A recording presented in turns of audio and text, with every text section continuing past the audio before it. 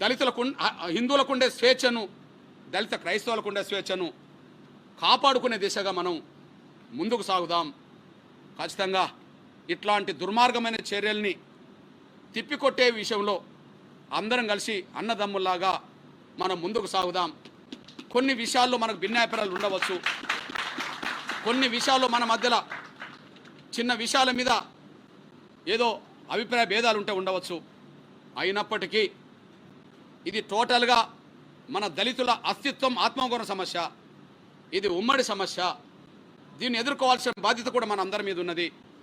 ఆ విషయంలో ఒకరి మధ్యలో ఒకరికి ఉండబడే అపోహలను తగ్గించుకుందాం, భిన్నాభిప్రాయాలను కూడా తగ్గించుకుందాం.